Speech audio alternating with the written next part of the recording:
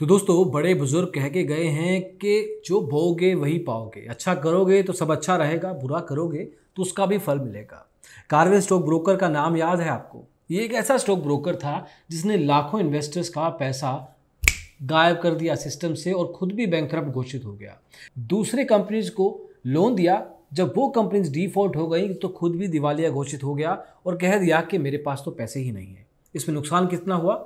Investors का लाखों करोड़ों रुपए का नुकसान हुआ और आज भी लाखों इन्वेस्टर्स अपना ही पैसा वापस पाने के लिए अलग अलग अदालतों के दरवाजे खटखटा रहे हैं।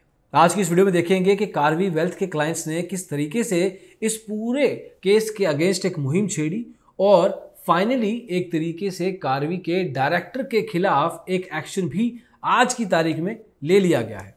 तो आइए शुरू करते हैं।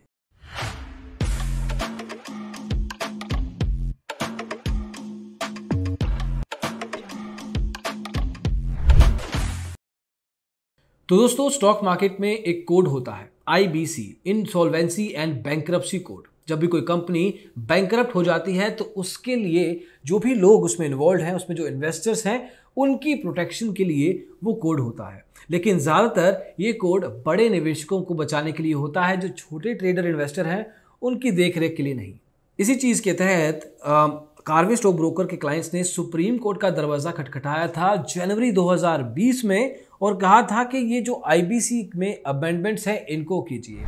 लेकिन वहाँ पे केस कंडीशन ये थी कि कम से कम 100 क्रेडिटर होने चाहिए, नहीं तो 10% वैसे क्रेडिटर के होने चाहिए जो थोड़े से अच्छे क्लास के हों।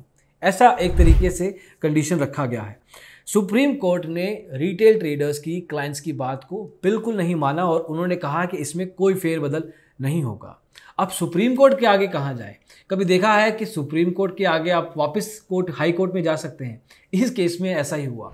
दिल्ली हाई कोर्ट ने इसके खिलाफ रिसेंटली एक्शन लिया और कहा है कि कार्वे स्टॉक ब्रोकर और उसकी कुछ एंटिटीज को नोटिस भेजा 13 अगस्त को।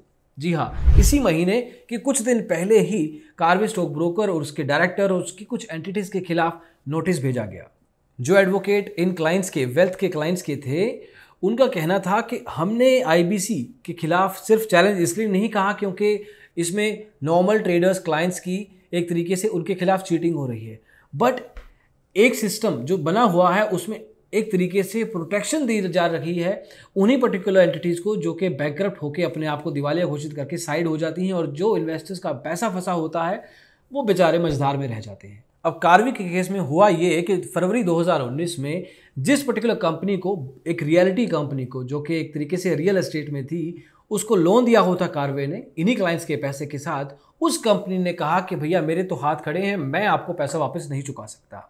अब कार्वी क्या करे? उस केस में उसने सारा पैसा इंटरेस्ट कमाने के चक्कर में उसको दिया था और उसने कहा कि मैं 87% हेयर कट के साथ अप्रैल 2021 तक आपके पैसे वापस चुका दूंगा।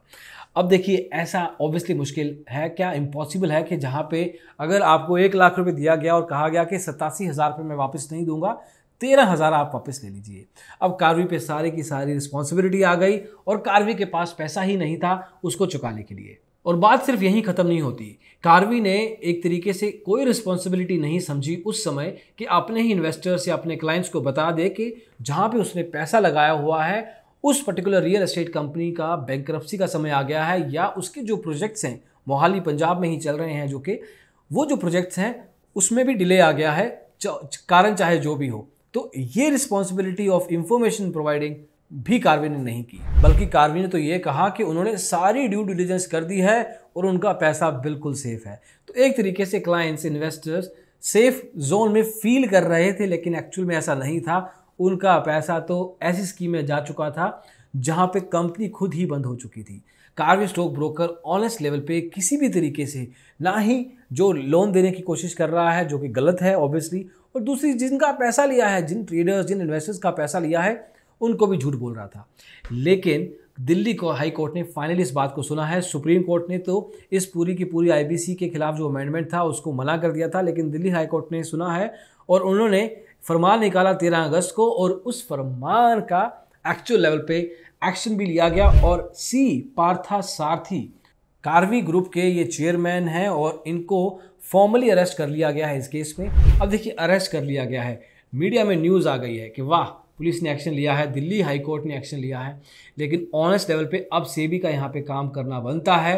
अब तो कर लो यार, काम करना बनता है कि जो पैसा लोगों का फंसा हुआ है, जो आपने कोड बनाए हुए हैं आईबीसी जैसे, उसमें भी अमेंडमेंट करवाइए ताकि आप रिटेल इन्वेस्टर, रिटेल ट्रेडर की तरफ ध्यान दें, ना कि जो बिग गन्स होते हैं, जो बड़े पैसे वाले होते हैं उनकी तरफ भी दे लो ध्यान। मना नहीं कर रहा, लेकिन एक छोटे ट्रेडर की तरफ भी ध्यान दो, क्योंकि उसने भी कुछ सोच समझ के अपनी जमा पूंजी का अच्छा खासा प्रतिशत आपके एंटिटी में, आपकी इंडस्ट्री में लगाने की सोची है। आगे चल के देखेंगे कि इसमें एक्चुअल में क्या होता है, पैसों का लेन देन, पैसे की वापसी इन्वेस्टर्स की होती है या नहीं, वो अलग मुद्दे हैं। हाँ, इन पर्टिकुलर डीमेट अकाउंट्स को जैसे हम जानते हैं कि आईएफएल सिक्योरिटीज़ को, ट्रेडिंग अकाउंट्स को एक्सिस सिक्योरिटीज़ को दे दिया गया है, बेच दिया गया है। एक तरीके से यहाँ से भी रेगुलेटर ने पैसा कमाया, एक्सचेंजेस ने पैसा कमाया, लेकिन जिन लोगों का एक्चुअल पैसा फंसा हुआ था वो आज भी फंसे हुए हैं।